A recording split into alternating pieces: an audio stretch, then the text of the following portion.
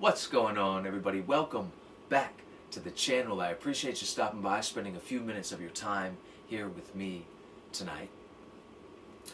Last week we spoke about a certain literary concept called character arc. And this week I wanted to talk to you about a different literary concept called theme. But before we really get into this topic, this idea, I would like to suggest to you that every single life that is being lived on this planet, including yours, including mine, is very much like a story. And your life, my life, may have some sort of theme. And that's what I wanted to talk to you about tonight. What is theme in regards to a story?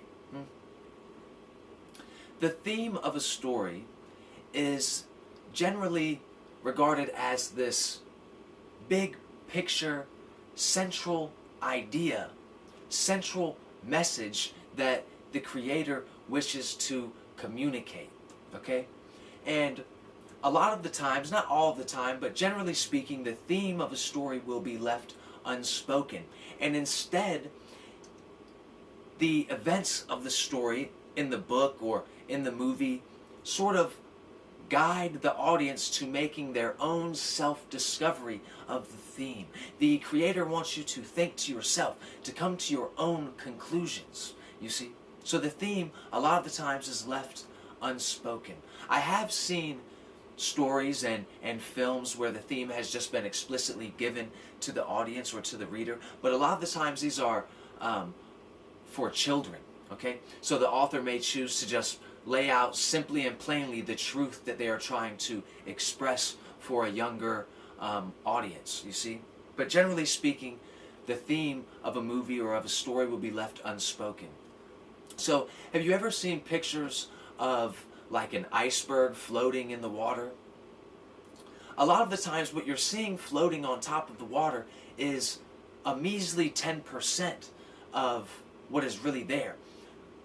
90% of the iceberg is actually hidden beneath the surface of the water. This is where the bulk of its mass and the majority of its driving force is located, hidden beneath the water, somewhere where you will never see, okay? And this is exactly how theme functions in a story. The theme is like the entire inspiration behind the story. Without a central theme, there would be no story. If there was no idea, if there was no message that the creator wished to express or to communicate, there would be no story to tell. There would be no reason for it. You see? So theme is an extremely, extremely important part of story. Now,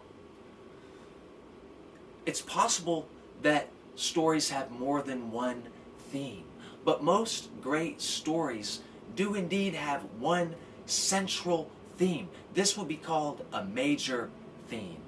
And it's possible that the story has other themes. These other themes will be called minor themes. And the main difference between the major theme and the minor themes of a story is this. The major theme sort of acts as a common thread that is weaving itself through the entire work, okay? So from scene one to the end scene, this idea is constantly popping up for the audience to see, okay? And this common thread is sort of what is holding the entire story together. Without this idea, this story wouldn't really make sense, all right? Now, the minor themes are ideas that might pop up, important ideas that might pop up, but only in one scene or two scenes, or maybe for a couple of chapters in a book, and it may warrant some important discussion, but it doesn't go any further than that. You know what I mean? It doesn't really have you going like the main theme will. Now, think about it like this. The main theme or the major theme of a story is this very big picture idea. It's something that's so broad in its scope of understanding that if the author were to just simply give you this idea, just tell you the thought, to just tell you the truth. You might not be able to accept it. You might not be able to comprehend it at your current state of consciousness, or whatever you would like to say, you see?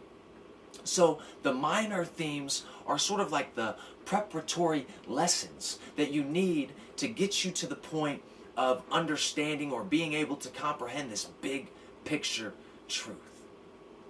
Okay? Theme is very, very important to the structure of a story. Okay? Theme is what makes a story.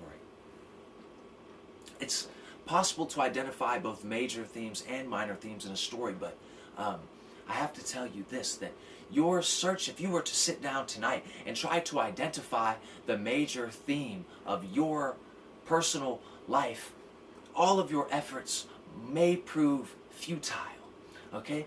Because the theme of a story, so if we're talking about the theme of your life, this is a very, very big picture idea, okay? And a lot of the times, we're not able to identify the major theme of a story until we have seen all that there is to see, until we've seen the entire movie, or until we've watched every season of that TV show, or until we've read every single book in the series, or whatever the case may be. We may not be able to identify the major theme of a story until we have all of this information, okay? Until the story is ending and it's wrapping up and we get some sort of closure. So in order to identify the major theme of one's life, one may have to live their whole life before they figure that out, okay? But no need to fear. There are these minor themes, these degrees of learning that get you ready for that major theme. And that's essentially what life is to me. The book of life, it is this magical book of learning, okay? Anyway, man, I hope this video finds you well. I hope that this inspires some sort of thoughts. I just don't want you to be sitting around bored. I just want to give you something interesting to chew on tonight, man. And anyway, until next time, I hope you continue to free your mind.